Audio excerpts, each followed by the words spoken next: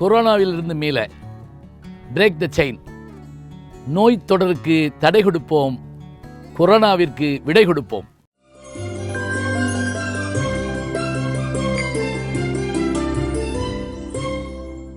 இந்த தமிழ் சொற்களில் பல சொற்களுக்கு பொருள் தெரிஞ்சு பேசுகிறாங்களா இல்லையான்னு நமக்கே தெரியல, அல்லது பொருள் மாறி வருதுன்னு வேணால் நம்ம சொல்லிக்கலாம். இப்போ நாற்றம் அப்படின்னு ஒரு சொல் இருக்குன்னு வச்சுக்கோங்களேன், அதுக்கு உண்மையான பொருள் என்னென்னா வாசனைன்னு தான் பொருள். ஆனால் இன்றைக்கி அதை என்னவா பயன்படுத்த ஆரம்பிச்சிட்டோம், இப்போ போங்க ரொம்ப நாற்றமாக இருக்குது அப்படிங்கிறோம். நாற்றத்துழாய்முடி நாராயணன் நம்பால் அப்படின்னு ஆண்டாள் சொல்கிறான். நாற்றத்துழாய்முடி அப்படின்னா வாசனை பொருந்திய துளசி மாலை அணிந்த நாராயண பெருமாள் அப்படின்னு சொல்கிறான். அதே மாதிரி இன்னொரு சொல்லை நீங்கள் எடுத்து பார்த்தீங்கன்னா மடையன் அப்படின்னு ஒரு சொல் இருக்குது.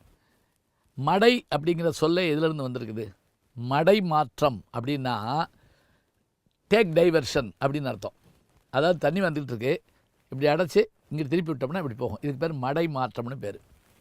கண்மாயில், ஏரியில், மிகப்பெரிய அந்த தண்ணீர் தேக்கி வைத்திருக்கக்கூடிய இடங்களில் மடைகள் இருக்கும். இந்த மடைகள் எதுவும் செய்யப்பட்டிருக்கும் அப்படின்னா அந்த தண்ணீர் போகக்கூடிய இடங்களில் வச்சுருப்பாங்க. அதாவது இப்போ நீங்கள் மேட்டூர் டேம் போனீங்கனாலோ, வைகை டேம் போனாலோ, அல்லது மற்ற டேமுக்கு போனாலும் அந்த தண்ணி வெளியே வர்ற இடம் இருக்கும், அதுதான் மடை. இதில் வயல் இருக்கக்கூடிய இடங்களை சொல்கிறப்ப தலைமடை, இடைமடை, கடைமடை அப்படிமோ. தலைமடைனா என்ன அப்படின்னா, முதல்ல தண்ணி திறந்து விட்ட உடனே அவங்க வயலுக்கு வந்ததுன்னா அது தலைமடைக்காரவர்களுக்குன்னு அர்த்தம். அவங்களுக்கு தான் முதல் உரிமை அவங்களுக்கு. கடைமடை, இடைமடைங்கிறது நடுவில் வர்றது. கடைமடை யாருன்னு கேட்டிங்கன்னா, இங்கெல்லாம் இவங்க விவசாயம் பண்ணி நட்டு அறுவடை பண்ண போகிற நேரத்தில் அங்கே போய் தண்ணி சேரும். தண்ணி கொஞ்சம் கொஞ்சமாக குறைஞ்சி போய் கடைமடையில் போய் சேரும். கடைமடை, கடைமடைங்கிற ஊர் இருக்குது, தலைமடைங்கிற ஊர் இருக்குது, இடைமடைங்கிற ஊர் இருக்குது.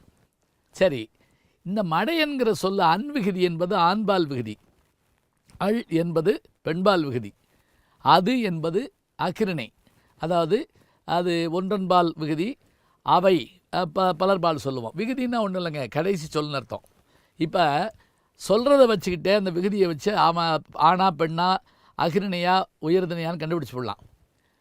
மடையன் அப்படிங்கிறப்ப இந்த மடையிலே இருந்து தண்ணீரை ஊருக்கு செலுத்துகின்ற செயல்பாடுகளை செய்வர்கள் தான் மடையர்களாக இருந்திருக்கிறார்கள். மடையை காப்பவன். அது எப்படி இது பண்ணணும் தெரியுங்களா?